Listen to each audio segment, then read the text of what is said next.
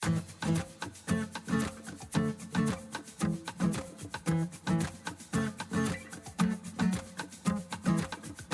podcast is a quest for well-being, a quest for a meaningful life through the exploration of fundamental truth. Enlightening ideas, insights on physical, mental, and spiritual health. The inspiration is love. The aspiration is to awaken new ways of thinking that can lead us to a new way of being well. Welcome to Body, Mind, and Soul Healing Conversations.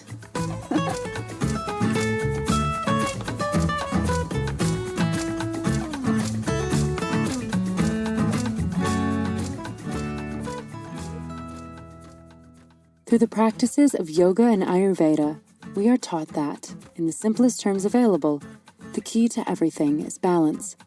Whether it be through the balance of effort and ease, the grounding of our physical and energetic bodies, the balance of the natural elements within and around us, and even the idea of work-life balance opens the door to everything else we are looking to achieve. It could not be a simpler concept. A healthy balance within body, heart, mind, and spirit allows us to create more clearly, day by day, our best possible life, whatever that may look like. Valeria Teles interviews Vernette V. Ayers, the author of The Healing Journey, a Guide to Self-Discovery. Vernette V. Ayers is a teacher, writer, and life coach who guides those seeking a better quality of life through the practices of yoga, Ayurveda, Pranayama, and meditation. She promotes an intuitive and highly individualized approach to health and wellness through daily practices that support self-healing. V's passion for empowering others to live their best life is at the core of every class, workshop, conversation, and piece of writing she facilitates and produces. V is registered with Yoga Alliance as an ERYT 200, RYT 500, and YACEP. Meet V at healthylivingbyv.com. Here's the interview with Vernette V. Ayers.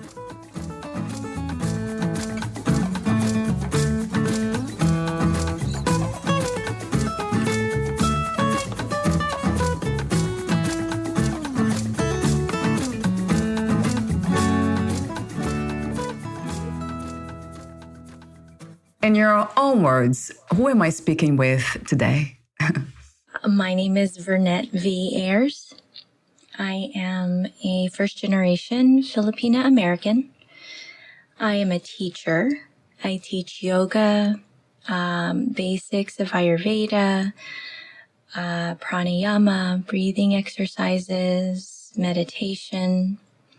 I'm also a writer of those same topics, and my classes and workshops have evolved to one-on-one life coaching with clients, and again, using the same tools and resources of yoga philosophy, Ayurvedic principles, and all of that has evolved to becoming the author of The Healing Journey, a Guide to Self-Discovery. What is the purpose of the human experience? I really believe that the human experience is about living our lives as fully as we can possibly live them, about being the best version of ourselves that we can possibly be. I think that we can only do that by being able to experience whatever comes our way to the extent that we are fully aware and awake through them and learn from them as best we can and allow ourselves to evolve with that process, grow with whatever reveals itself to us.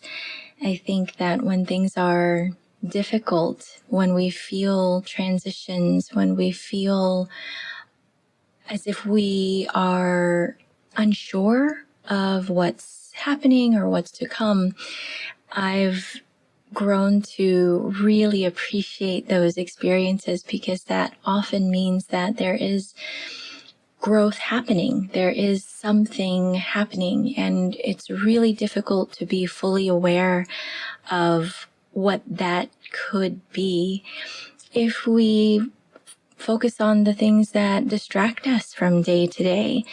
One of the themes that comes up quite a bit in my classes and workshops is being able to not waste any of our energy on judging an experience, judging what comes up within ourselves.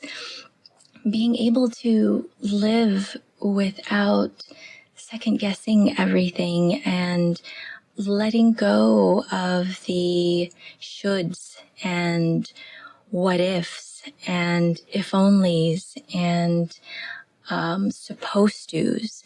I think the human experience can be that much more evolved if we can let go of the things that we've kind of been taught to believe about ourselves, about the world, and instead try to live so fully that we own our own truths and figure out what those are, because it's going to be unique to each of us. And if we're here, we must be here for a reason. So why not? Why not just try to be the best possible version of ourselves that we can be once we become aware and once we allow ourselves to let go of the expectations or the past or things that we don't have to carry with us forward anymore. At this time, what is the purpose of your life? The purpose of my life, I think I wake up every day just trying to be true to that and be that present, to be able to say from a humble place, I don't know, I can't know, like in my mind, I can't know for certain such big questions. So what I can do is just do the best I can each day. And right now, what's pulling me is just to help people. If I'm meant to, if that's what I'm supposed to do, help me do that in the best ways possible.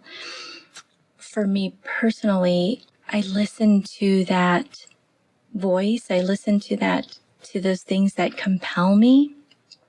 And I know when I get excited about something, when I am talking to someone and I feel drawn to a conversation, when I bring something up in a class or a workshop, I've come to a place where I feel very in tune with my intuition and my instincts, and I listen to them. So every day I just try to figure that out. And that doesn't mean that I don't get scared, and quite the opposite, right? It's none of this that we talk about, being able to connect with a higher purpose is about going through life feeling completely confident and comfortable.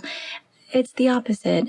Yoga teaches us to be present. It teaches us how to listen, to be fully aware, to let go of judgment so that we can take whatever comes our way the best way that we can, and also to be able to observe what are my habits, what are my thought processes, and are they helping me? And if they're not, be able to kind of adjust and adapt and shift from there.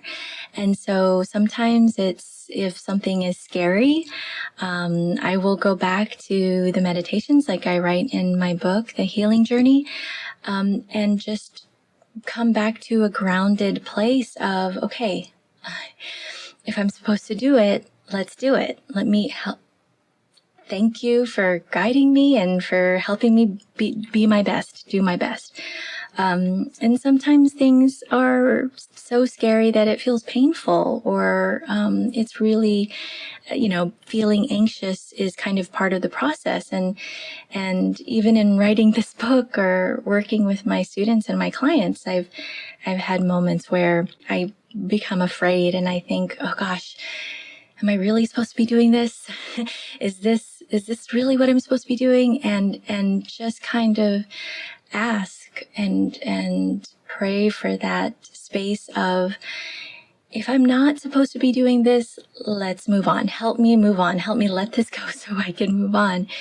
And then what invariably happens when we come from a sincere, authentic place, you can get your answers right away. And that is what it has felt like. As soon as I start to question and wonder and allow myself to let go of whatever anything is supposed to look like, and just trust that I am doing what I'm supposed to do, I get the answers right away. And in one way or another, am reminded, yes, this is what you're supposed to be doing. Just keep going. Just keep going.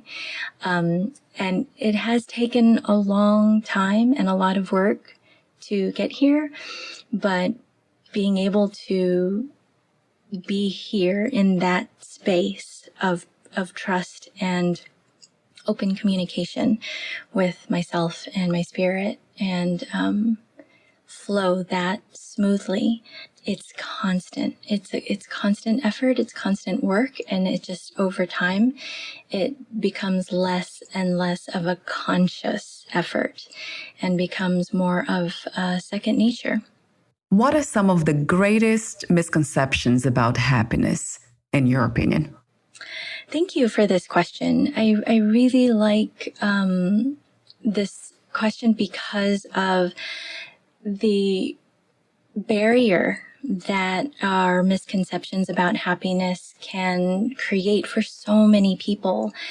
I think one of the first things that I work with students and clients who come to me about easing suffering or dealing with trauma or handling major life events is that we think our a state of happiness means a lack of pain, a lack of discomfort, a lack of, or the absence of worry and anxiety and fear.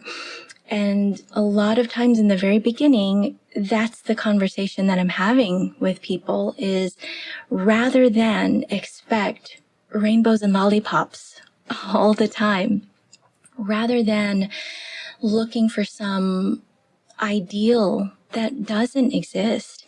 Again, going back to the human experience, if our experience is meant to be the best possible versions of ourselves, that means living fully, not just being alive for feeling good and feeling happy. Instead, being able to recognize that true happiness is being complete, whole human beings, being our whole selves, and in being able to be present regardless of what's happening, regardless of what life looks like, what we look like, what we're dealing with, and instead replacing the mindset of judgments and the perceptions that things have to look or be a certain way in order for us to experience joy, experience happiness, experience the perception of gratitude and owning what we can in each present moment. That misconception that happiness has to look a certain way or means no discomfort at all. Again, this is why I've gravitated so much to teaching yoga as much as I can. And when I talk about teaching yoga, I talk about it so often, not just on the mat, but in our lives, taking what we learn through our yoga practice on the mat into our daily life means being able to breathe through whatever we're experiencing, being able to stay calm and steady and observe when things come up, the ability to feel our feelings, all of them, experience life through anything that comes up. It's us who's responsible for our own energy and how we receive those experiences, how we choose to perceive them, how we choose to respond to them. And that to me is a great barrier to happiness when we are chasing some ideal that maybe at some point we've been taught, when things look this way, when I look this way, when I live this way, when this is in my life, when this happens, etc., then that's a good life. Then that's happiness. Then I've achieved the goal. And instead of looking for something that doesn't exist, happiness is actually the ability to be present with what we have now and recognizing the energy that we are using and what we're using it for, rather than letting ourselves be distracted by the what ifs, by the shoulds, by the expectations, by the judgments of ourselves or other people. And that, I think, is the core of every class I teach, the foundation of my workshops and one-on-one sessions, and the purpose of the book. The healing journey is not about chasing something that we think we should have. It is about, how can I best be present? How can I be here right now? How can I be a better version of myself and fully experience life, fully live, fully be who I am and who I am meant to be right now. What is healing to you? Healing to me is the process of all of this that we're talking about, being able to ground ourselves and become fully aware of who we are now. What is it about me now that I've created to come to this point in my life? When I started this journey, finding yoga, I was in a place where I kind of looked around and thought, what am I doing? I had that moment of the decisions I was making on a regular basis, the relationships, not just romantic, but, relationships with friends, family, associates. In general, I was just feeling lost and like I didn't understand how I had gotten to this point. But what was clear was that every decision I had made up until that point must have gotten me there, because who else? I mean, there's one common denominator in our lives. It's us, right? And what I started to do was just shift kind of everything that I was doing up until that point. I made different decisions. Whatever my habits were, I just tried to do the opposite, because I felt like, well, clearly if the way I had been living my life up until that point got me there, and I'm unsatisfied with the life that I'm living, then maybe try something different. And so one of the things I chose to do was randomly take a meditation class and a yoga class.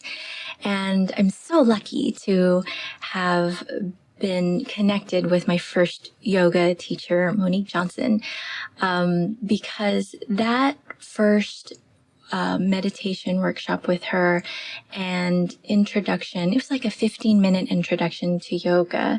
It was so eye-opening, because again, I was coming into a place where clearly I wanted to heal. I just didn't know it. And I was being pulled into this direction that was the constant thing was, I don't know what this is about, but I'm feeling compelled to explore it. And we're still friends today, and it just snowballed from there. But healing to me is exactly that. Can we be present enough to recognize that there might be something within our lives that may need a shift, that we might want something more from, and find the things that work and try the things that work. Allow ourselves to explore different tools, different resources, different philosophies, different principles, have conversations, and all of those things serve to just get to know ourselves better so that we can be present enough to then become aware of our habits, so that if they're not supporting us, if they're not helping us, to change them, to create new habits that are supportive, to shift the direction that we're in if for any reason we feel unsatisfied or unhappy or unsupported or whatever it is. Being able to process discomfort was the greatest step towards healing for me, because learning that process through the practices and philosophy of yoga, that opened the door to so many more tools and so many more resources and so many more practices that I can't help but talk about it over and over again. So healing to me is everything that I've compiled together in the healing journey.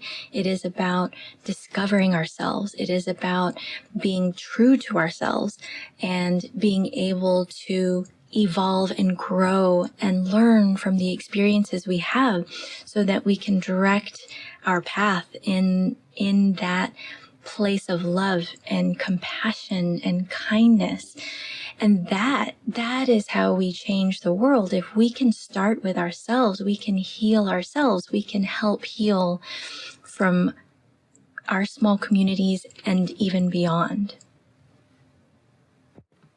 What is your understanding and idea of love?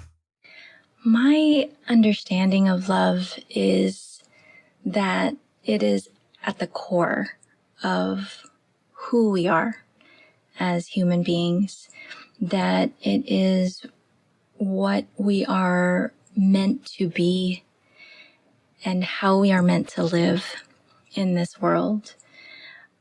My idea of love is that it is what connects us. It is what guides us. It is even synonymous with spirit to me, meaning it encompasses so much more than just, I think, what we've been taught in words, that what we've been taught in media even, and maybe even within our own families, that I think it's so much bigger. I think it really is a fundamental piece to us living out our human experience, like we talked about earlier, that if we always come from a place of love, then we can practice this journey of healing. In order for us to be our authentic self, in order for us to be still enough to be present, in order for us to fully hold space for ourselves or anyone else, if we're not coming from a place of love, we won't be able to fully do it. The concept of self-care, the concept of compassion, the concept of kindness, if it's not coming from a place of love, I don't think we can fully express any of those things. If we think about it, if we couldn't access or completely own a foundation of self-love, then nothing else can really follow that. All of these practices, all of these resources, all of these tools that I talk about and write about and teach, it all starts with love. It all starts with having enough loving kindness and compassion for ourselves to be able to say, I'm worthy of this space. I'm worthy of this time.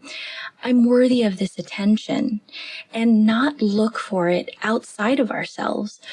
When we can truly own our ability to love and love ourselves fully, then we actually have the ability to share that with others.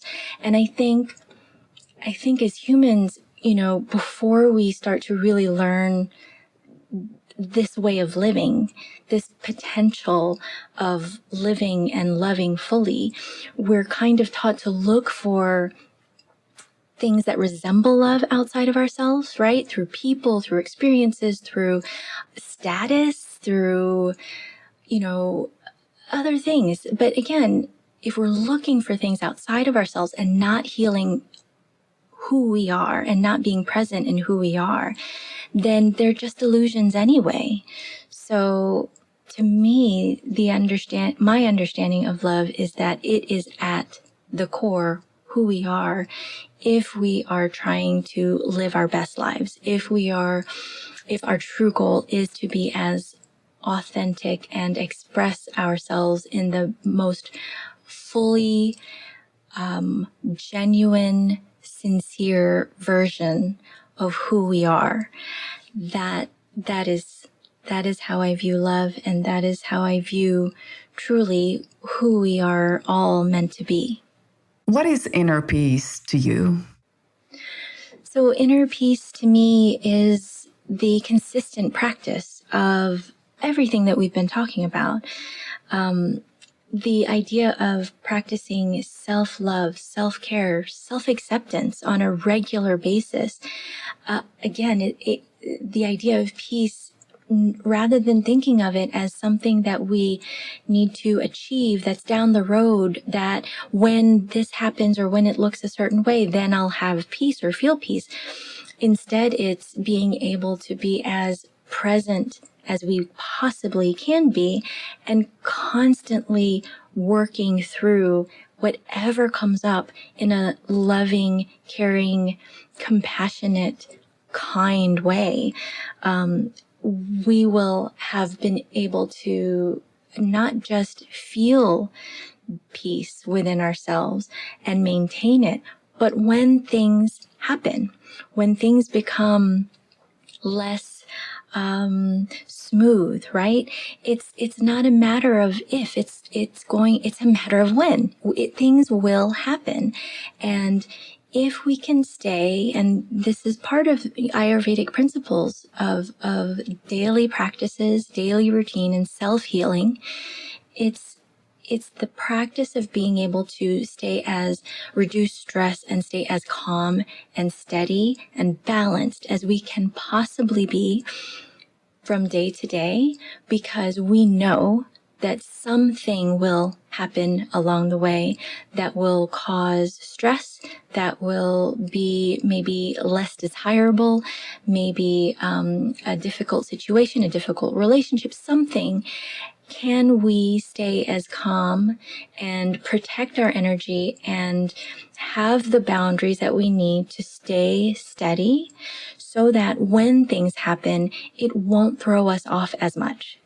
That doesn't mean it's not going to be painful. That doesn't mean it's not going to be difficult, but we will be better prepared to handle things if we can stay calm and maintain the use of our energy in the places where we can stay fully energized. Can we invest ourselves in the people and places and relationships and the work that we do in those that energize us versus those that drain us?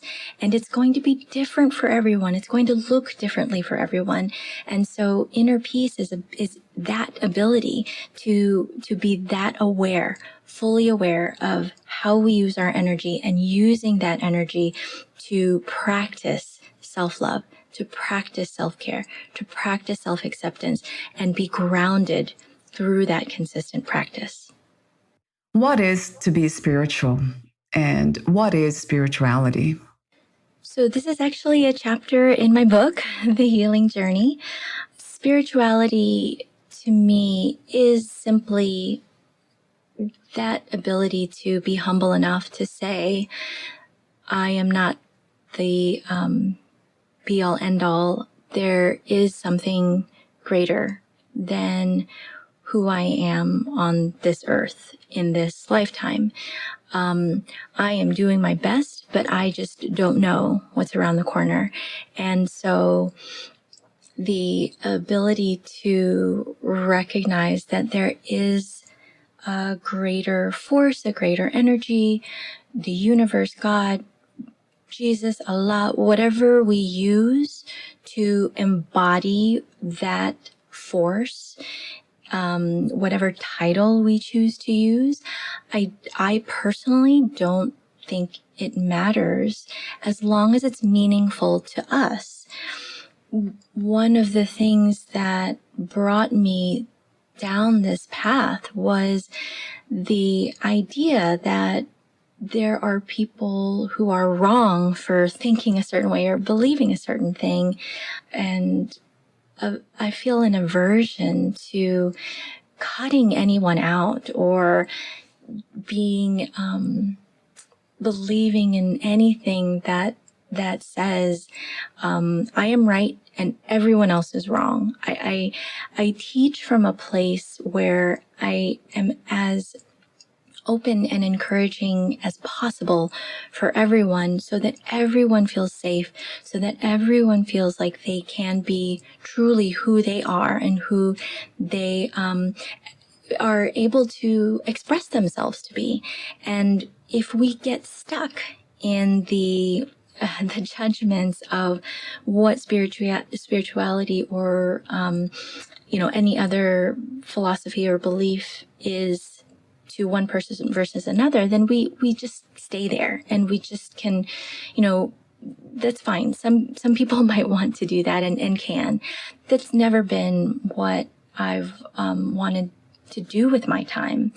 Rather, I would like to open up the way people see things, at least enough to come from a humble place to say, we don't know. I don't know. I can't know.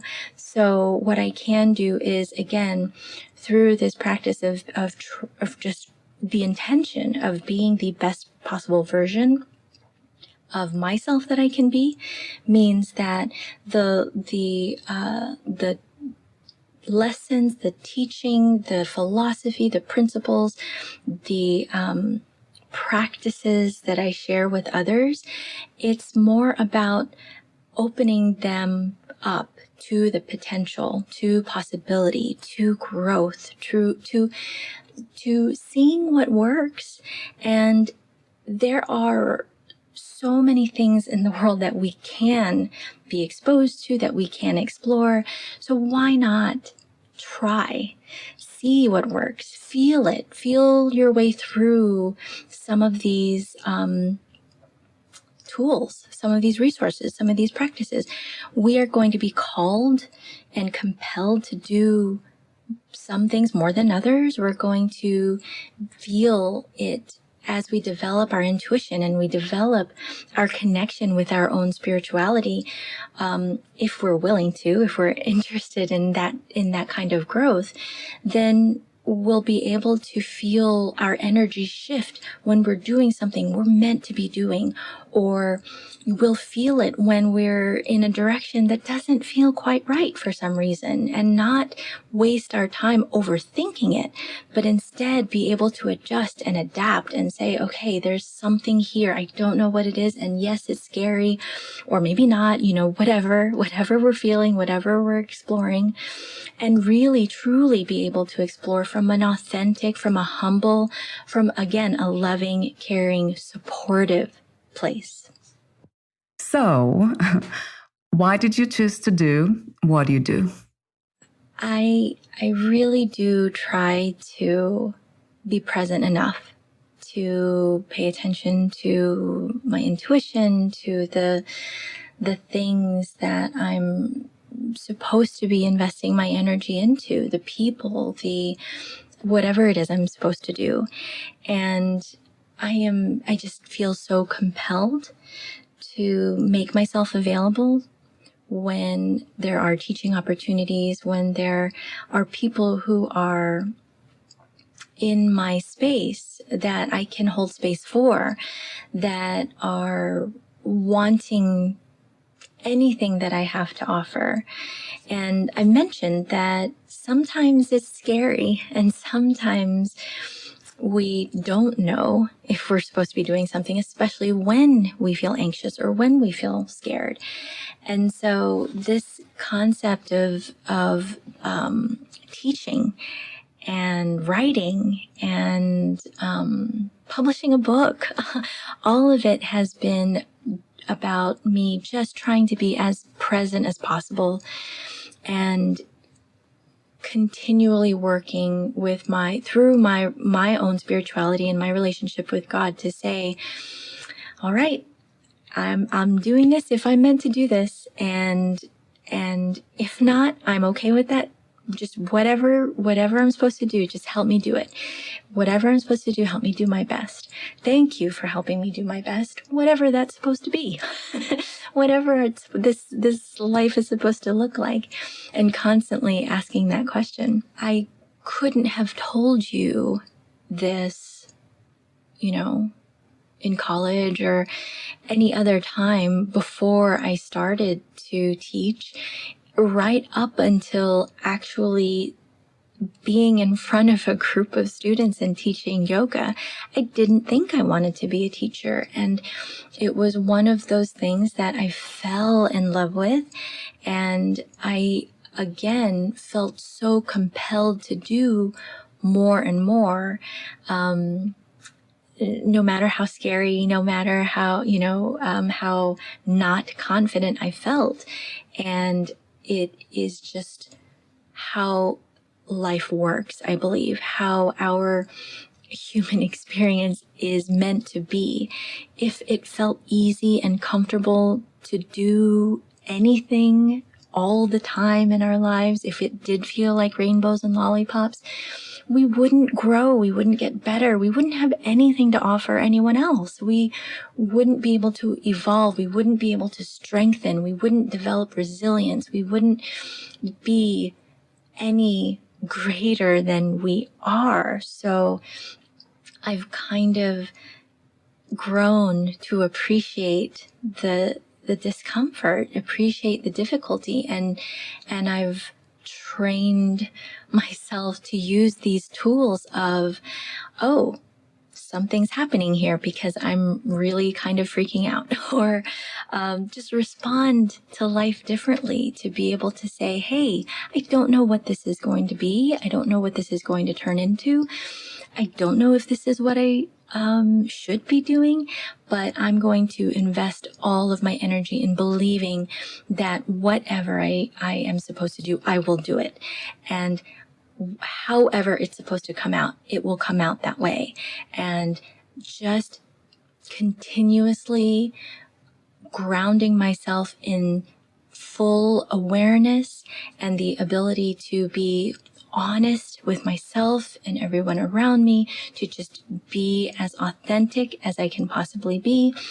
That is how we can choose to do what we do from day to day. And that is still what I do from day to day, just doing my best and just trying to figure things out from moment to moment, from a place of kindness for myself as a human being. How did you become a writer? Writing was actually something I've always done. And by always, I mean since I was a kid, and as long as I can remember. My dad was actually the first person to acknowledge that there was any talent there. I don't think I realized it before he mentioned something. But when I was maybe in elementary school, I don't know if it's elementary, maybe middle school, I'm not sure. But I remember him reading one of my very short little essays or something I wrote, maybe on dinosaurs or something like that. I remember him kind of stopping and saying, wow, that's really good. And I remember him saying it in a way that, like, he was really impressed.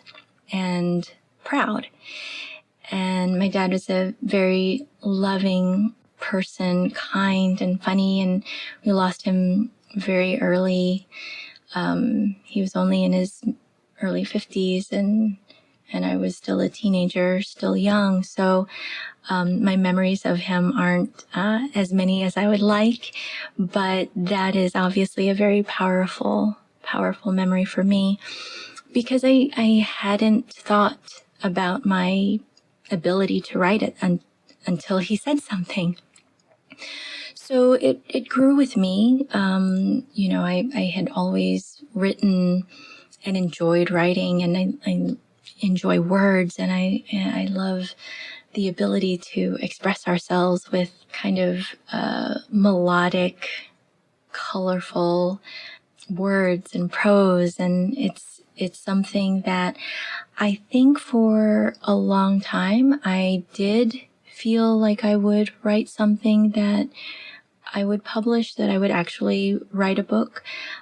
Much of my life, because of the kind of difficulty I experienced to get here, all of it has been part of who I am now. So all of the pain and discomfort of life up until today helped inform me. And basically, I never stopped writing, but the idea of writing a book came and went for so many reasons. I didn't know if I would have anything to write about. So when I did, it was a very natural thing to shift from my blog, which is a personal health and wellness anecdotal blog on healthylivingbyv.com, into writing The Healing Journey. So it was a natural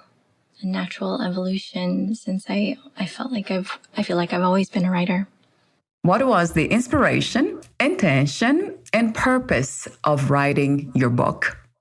The Healing Journey, a guide to self-discovery, really came about organically through the pandemic. I was teaching on a regular basis at a couple of yoga studios in San Antonio. And like the rest of the world, when everything shut down and we weren't able to hold classes or yoga teacher training in person, everything shifted to online, and we all learned very quickly the space of Zoom. Through that process, some of my regular students continued to practice with me. The most important thing for me was to not disappear on any of my students. I wanted to stay available. I didn't want to lose anyone if they wanted me, if they needed practice, if they needed me to be present. I wanted to make sure that I was available. So I didn't miss a day. I went straight from, okay, studios are closed. I figured out Zoom. The next day, I kept the days that I usually teach and just said, if you still want class on the same day that you're used to at the same time, this is the Zoom link. And that has still continued through today. As I worked with everyone in this more intimate space and got to know them on such a deeper level, because we did have so much more flexibility to talk and connect. And, when I teach yoga, I talk a lot.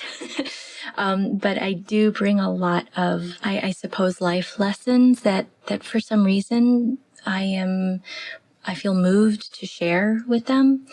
And it gave them a chance to kind of connect with me more about the stuff that they were going through. And then again, we're all going through something so extreme these last several months, more than a year and a half almost.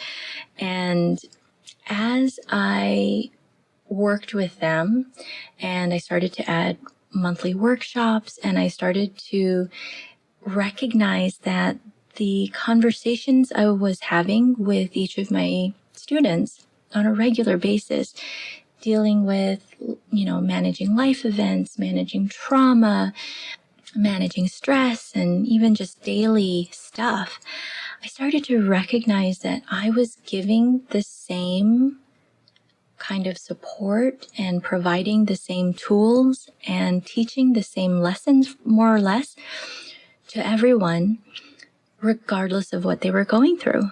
And it was fascinating to me because I started to realize this philosophy, these principles, these tools, these very specific, the healing journey is all about using journal writing to kind of retrain our thought patterns and our habits. And I was watching the most amazing growth happen before my eyes. Like, these students are so inspiring to me. They show up every week. They show up for themselves. They're consistent. Every month, I see them, and I start to hear them say the things that I've been saying to them, and I start to hear them like catch themselves and, change the way that they talk about themselves and the things they're going through.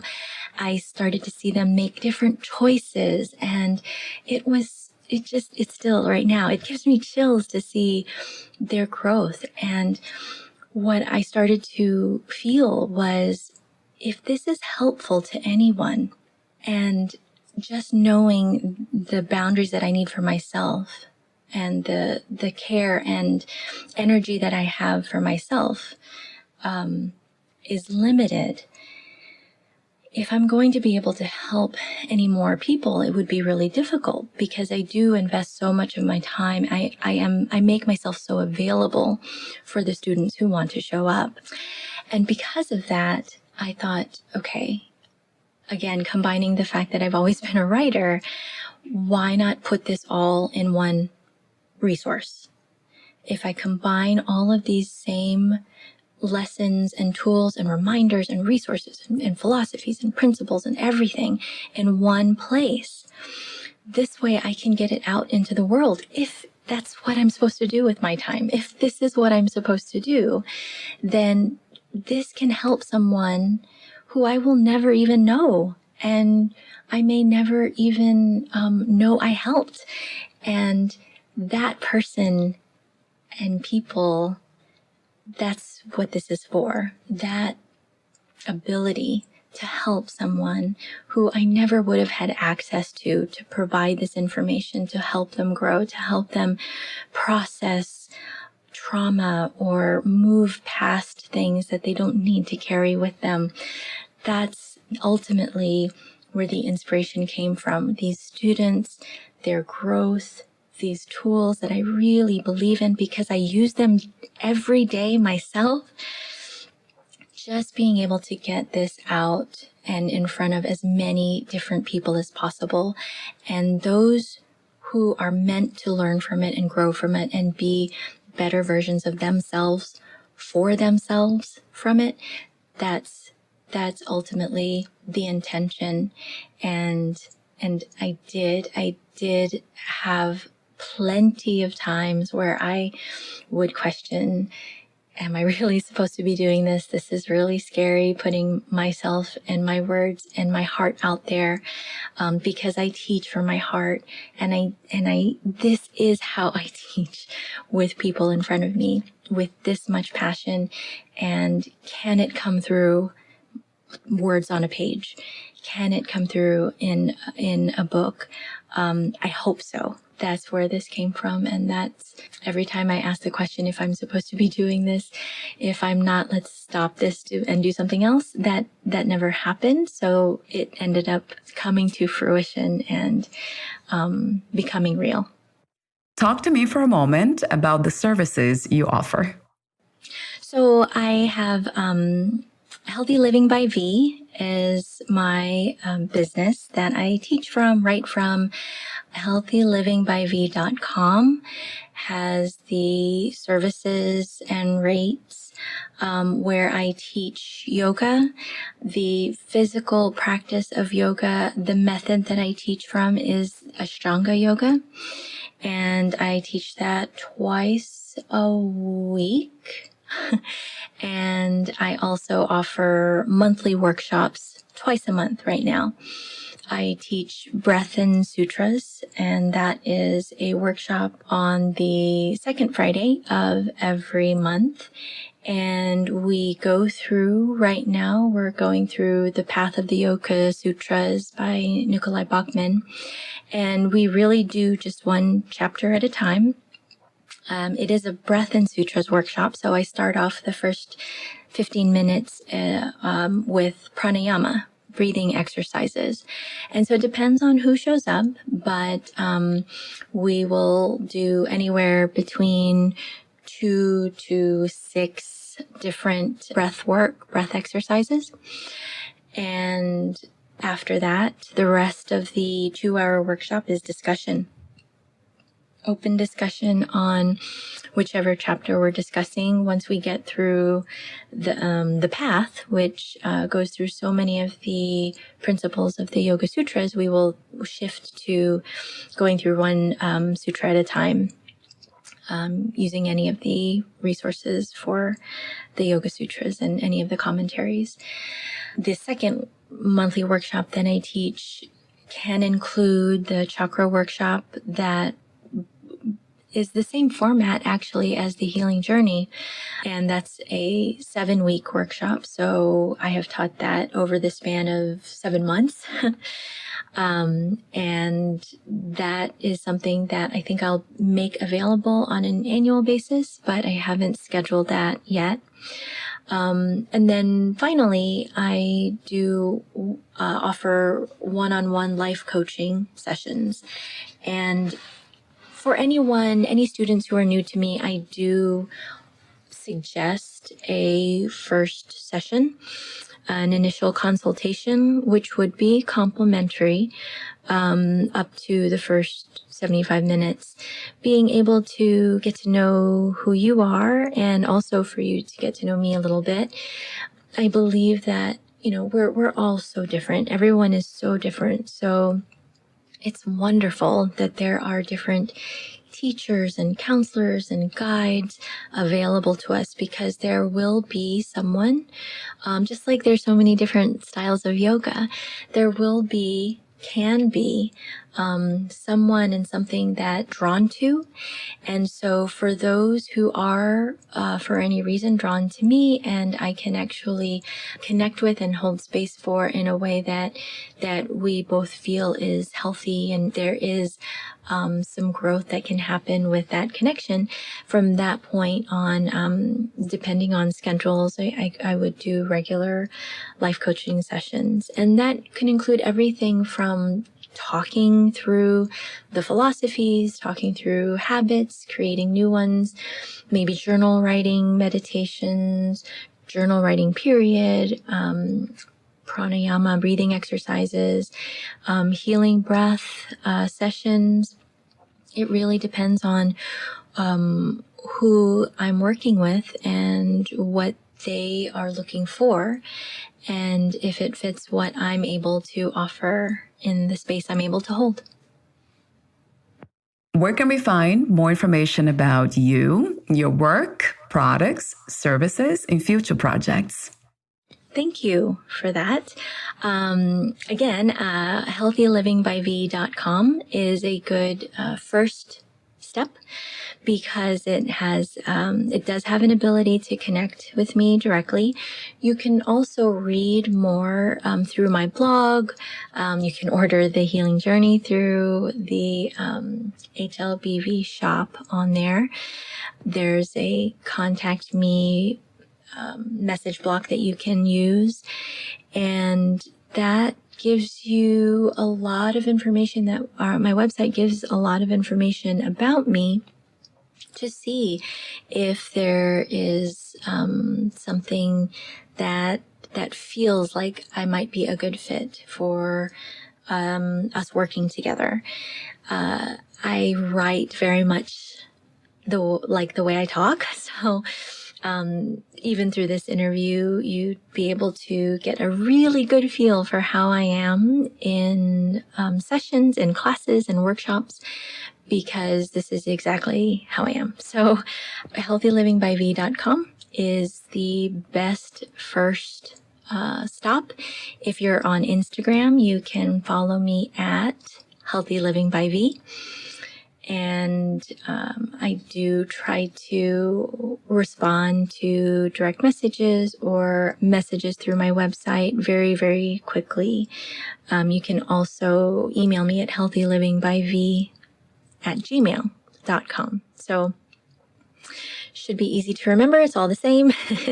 And I love connecting with people. And again, if we are a good fit for each other, for what you're looking for, if what I write about and talk about and share feels like it might be something that you're looking for, then I would love to connect. We're almost at the end of our conversation, and I have 2 final questions for you. If you knew you would die soon, meaning losing the body, would you make any change in your life or do anything in a different way?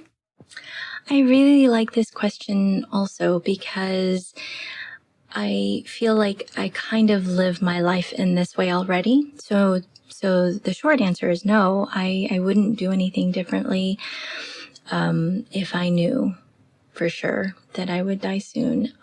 One of the things that I talk about in my classes and when I'm working with people is we don't know.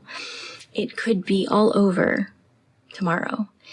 And I do try my best to live in a way that I would be okay if that happened.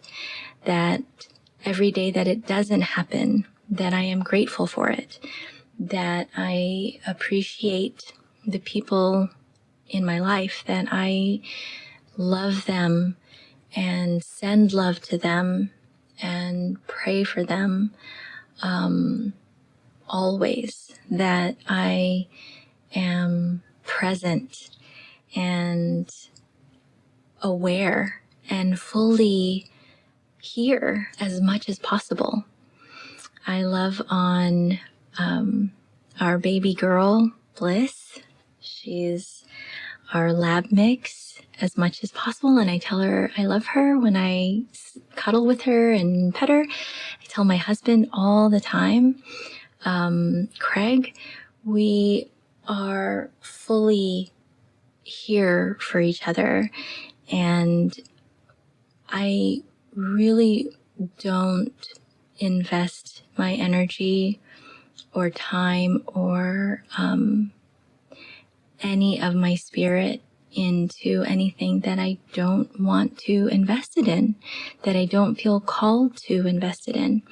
And that's how I try to teach people to use these tools and resources, is to just be better at doing that. Be better at living our lives so fully, because we don't know. We don't know when. And it really could be. It could be today. What are 3 things about life you know for sure as of this moment? Gosh, 3 things about life. I believe I've said it. Number 1 being, if we're here, if we're alive, because so many of us have lost people we love in different ways. If we are here, there must be a reason. So that would be the number 1 thing. There must be a reason. 3 things. Number 2, I believe truly in our lives, the people we have at any given moment, at any time, is absolutely supposed to be there at that time.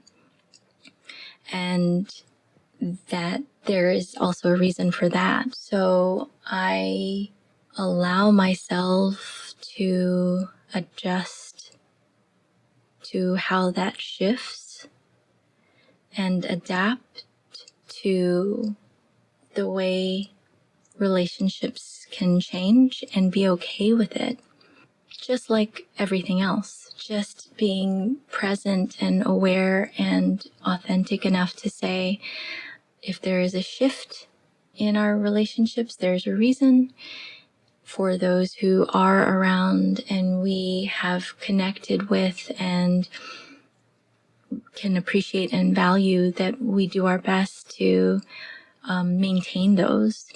And if for any reason it's not reciprocated, be able to let that go too. So if it's all coming from a place of love, and maybe that's the third thing about life that I really feel, I know for sure, everything we do must come from a place of love if we're going to live fully, live authentically, experience joy in any way. So I think I answered your question there, but regardless of what life looks like, what we think it looks like, our perception of it, as long as we can live in a way that we believe we are here for a reason, that we have the people in our lives that we do for a reason or don't, and that everything we do can come from a place of love, that we can live fully, we can live authentically, and we can be truly the best version of ourselves possible. Thank you so much for your presence, for sharing your wisdom and doing what you do.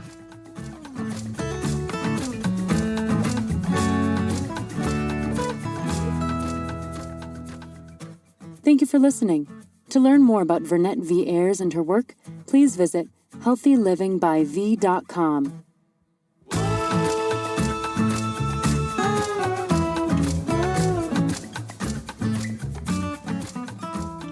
To learn more about this podcast, please visit fitforjoy.org/podcast.